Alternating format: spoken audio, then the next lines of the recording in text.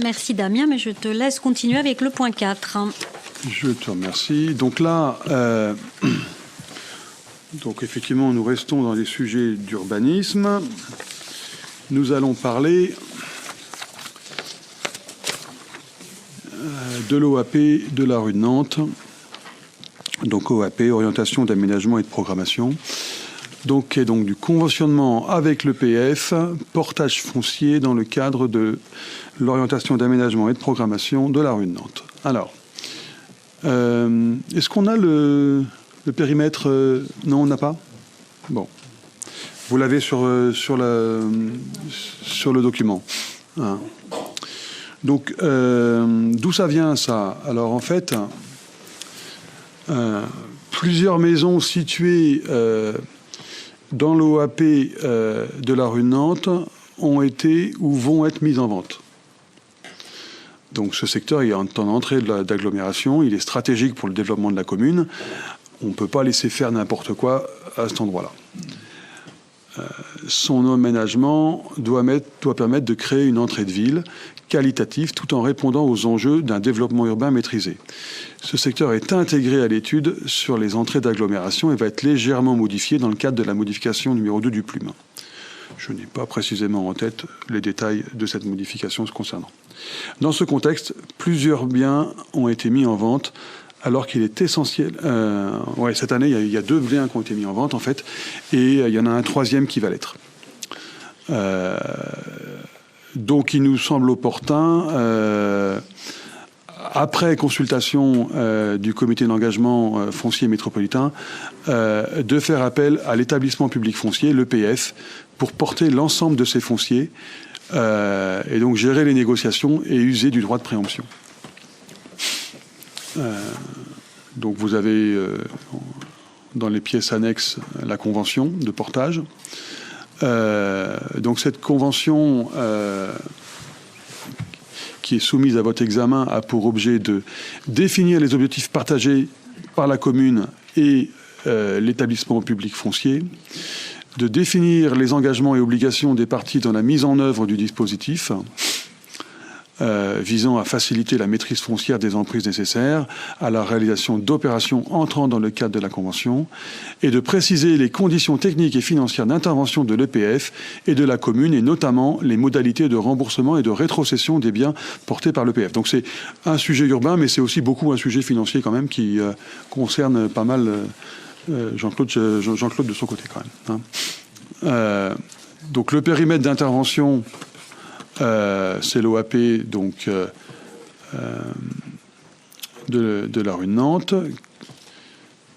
L'EPF donc, assurera la maîtrise d'ouvrage des travaux à réaliser sur les biens qu'il porte pour le compte de la commune. La convention sera conclue pour 3 ans. Comme le portage porte sur un périmètre d'intervention élargi, la durée de portage de 8 ans sera déterminée à compter de la dernière acquisition réalisée, dans la limite du décalage maximum du portage de 3 ans. La Convention fera l'objet d'avenants afin d'intégrer les différents biens au fur et à mesure des interventions de l'EPF. C'est aussi ça, hein, on fait appel à l'EPF parce que acheter une maison, c'est éventuellement possible pour nous, mais en acheter plusieurs, ça devient compliqué quand même. Donc heureusement qu'on a des dispositifs comme l'EPF. La Convention pourra éventuellement être prorogée. Donc aujourd'hui, la Convention, comme je vous le disais, elle porte sur 2 biens. Bon, vous les avez sur le document, la parcelle AD numéro 9, AD numéro 14. Donc le 27 bis, rue de Plaisance, et le 15 rue de Nantes. Hein. Tout ça pour un montant de 451 000 euros, 451 152,50 euros, hors taxe. Hein.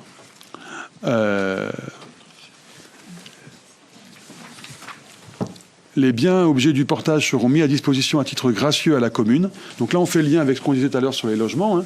Effectivement, ces biens, ils pourront être mis à titre gracieux pour la commune et donc être utilisés par la commune pour loger des gens si on a besoin. Enfin, voilà, quoi, hein. La commune ne pourra utiliser les biens qu'après accord de l'EPF. Bon, ça, d'accord. compte tenu de l'opération envisagée, revente en bloc. Ah oui, alors il faut le savoir, ça aussi, parce que ce qui est envisagé, si on veut maîtriser cet espace-là, c'est parce qu'à un moment donné, on veut pas qu'il y ait plusieurs opérations trop nombreuses qui se fassent et qu'on manque d'homogénéité là-dedans. Donc on veut s'assurer qu'il y ait une ou deux opérations, mais pas plus, qui se refassent sur cet espace-là. Hein. Voilà. Donc, non, avant de... Après, c'est la proposition de vote. Donc, voilà. Est-ce qu'il y a des questions? Oui. C'est encore moi, Damien. Ne t'inquiète pas. Donc, on est en train de parler de cette OAP là sur cette partie de la rue. De l'autre côté, est-ce que ça fera l'objet aussi d'un dispositif particulier, ou est-ce que c'est dans le schéma global de traitement de l'entrée de ville, ou est-ce qu'avec l'évolution du projet du collège, est-ce que ça prend une autre ampleur?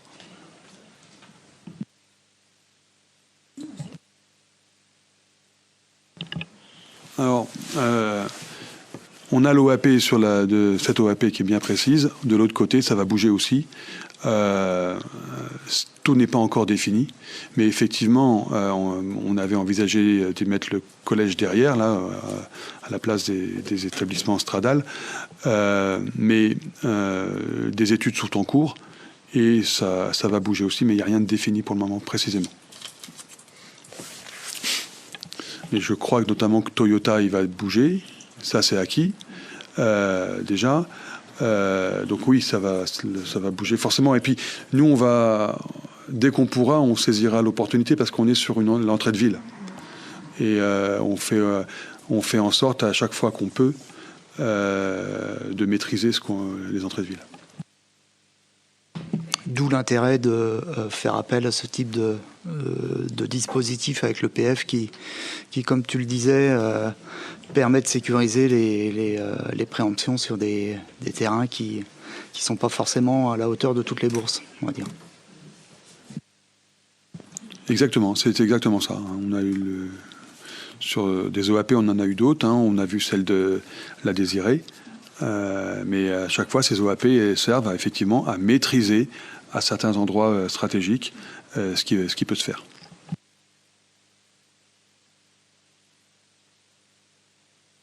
De mémoire, sous le précédent mandat, il y avait eu un travail de fait sur le projet d'entrée de ville. Est-ce que, c'est en lien avec la question qu'a posée Hervé, pour aller plus loin, est-ce que le projet est toujours d'actualité, modifié? Est-ce qu'il a été repris, sera repris? Je vais avoir besoin de ma copine. C'est pas un piège, c'est juste demande d'infos. Non, mais le truc, c'est que on a parlé de l'aménagement de la route de La Rochelle, on parle des axes magistraux, on parle de plein de choses en fait. Et il y a plein de projets qui sont vus de concert et qui sont vus ensemble et de façon à ce que ça soit cohérent. Enfin, en cohérence, c'est le terme que je cherchais. Donc, le travail qui a été entamé sur l'entrée de ville au précédent mandat, il est toujours en cours. Et il s'enrichit avec les axes magistraux, il s'enrichit avec la route de La Rochelle, il s'enrichit... Vas-y. Effectivement, parmi toutes les études, en fait, aujourd'hui, l'idée, c'est de rendre concomitant, en fait, l'ensemble des études de manière à aller dans la même direction et qu'on n'ait pas une réflexion sur une entrée de ville et en parallèle une réflexion sur le chemin directeur des itinéraires cyclables. Donc, l'idée, enfin, ce que j'ai évoqué, qui a déjà été amorcé en 2023 d'ailleurs, de travailler sur des réflexions croisées sur l'ensemble des projets, de manière à, d'une part, justifier, entre autres, le contournement, parce que ça fait partie des grands questionnements qu'on a régulièrement sur la commune. Mais tout ça s'imbrique avec la construction de la ville, c'est lourd, et tous les projets s'imbriquent les uns avec les autres. Donc, on ne peut pas penser à un projet sans regarder ce qui se passe à côté. Donc, ça va bien plus loin que le simple sujet de l'urbanisme, là. Et notamment cette entrée de ville, elle concerne Rezé aussi, concerne la métropole. Enfin voilà, c'est tout un ensemble, quoi. Est-ce qu'on a répondu? Juste une petite réflexion, j'en entends plein de réflexions sur la route de La Rochelle, l'AMI, cette réflexion sur l'entrée de ville. Est-ce qu'il serait possible d'avoir une vision de toutes ces études, où est-ce qu'elles en sont? Parce qu'on entend parler, mais on n'a rien de concret derrière, donc ce serait bien d'avoir un petit point de cohérence et une vue d'ensemble sur toutes ces études, si c'était possible. Merci. Alors, sur les entrées d'agglo, on a eu un premier copil, donc pour l'instant, il n'y a rien à dire, puisque c'était juste les lancements des copils, puisqu'on n'est pas la seule entrée d'agglo. On est, je ne sais plus si c'est 5 ou 7 qui sont lancés en même temps. Mais bon, sur le principe, voilà, on a eu tous nos premiers copils selon nos routes d'entrée d'agglo. Donc là, il n'y a pas... aujourd'hui, il n'y a rien à faire. Si ce n'est que la seule chose où ça a avancé, c'est plus les études sur l'aménagement du bourg, de contraindre le bourg pour pouvoir faire un contournement efficace. Là, on a eu une restitution, mais on a un autre copil qui arrive, et l'idée, ça serait de pouvoir... Je vous en avais parlé quand on s'était vu, David, mais que vous puissiez avoir plus un retour en commission de ce d'où on en est. Donc du coup là, ça sera une commission service métro. Donc pour que vous puissiez avoir effectivement Mais aujourd'hui, il n'y a pas eu à part les chiffres de combien il y a de véhicules qui traversent et quels sont les scénarios éventuellement. Est-ce que c'est en tout cas tout ce qui vient se percuter là. Et encore une fois, comme le disaient Damien et Sandrine, on a encore cette question de l'entrée de ville, c'est aussi les entrées d'agglo, c'est aussi le schéma directeur des pistes cyclables avec l'axe magistral qui va passer là, c'est la fin du cœur de ville, c'est aussi, vous voyez, le périmètre AMI, enfin tout ça c'est sur le même secteur. Et donc effectivement, nos alertes systématiques, nous on a l'impression d'avoir des copiles un peu de partout, c'est effectivement à faire, mais vous l'avez dit, et c'est de quelque chose de cohérent de tout ça. Et donc on imagine bien que c'est pour ça que l'inquiétude sur est-ce qu'on va aller demander des subventions au département pour l'AMI et sur quel projet, on voit bien que clairement ce ne sera pas sur ce mandat, ce sera plus sur le mandat prochain, parce que là on a tout ça à réfléchir en même temps, et qu'il n'est pas question d'aller avoir réfléchi cet endroit et se dire ah tiens mince, il y a une piste cyclable qui doit passer là, et du coup on va raboter le trottoir alors qu'il viendra d'être fini. Enfin bon, on voit bien que on voit que ça va être par et c'est le cas sur le schéma directeur du vélo, c'est le cas sur les entrées d'agglo, ça va fonctionner par phase, et en plus on est souvent en coordination avec Rezé. Donc il faut aussi se coordonner avec le copil Rezé pour pouvoir voir si on est OK sur les contraintes telles qu'elles soient. Donc c'est un véritable boulot, c'est quelque chose qui va se mener sur des dizaines d'années, c'est pas quelque chose qui va aboutir comme ça. Donc c'est vraiment quelque chose pour voir d'une façon très globale et très large, en fait, notre finalement ville qui est de toute manière faite longiligne comme ça et qui va venir voir arriver tous ces projets-là.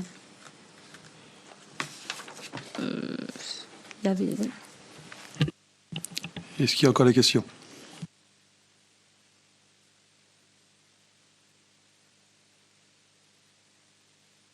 Voilà, on va passer au vote. Donc, sur la base de ces éléments, il sera proposé aux conseillères municipales et aux conseillers municipaux de valider le recours à un portage foncier auprès de l'établissement public foncier de Loire-Atlantique pour les biens situés dans le périmètre suivisé. Et également d'autoriser Madame le maire à signer la présente convention, le commodat et tout autre document nécessaire à la poursuite de cette opération. Donc, effectivement, on a vu ça en commission urbanisme le 2 octobre. Qui est pour ? Je vérifie quand même, parce que non, a priori c'est bon. Ok. Bon. Tout le monde. Merci Damien.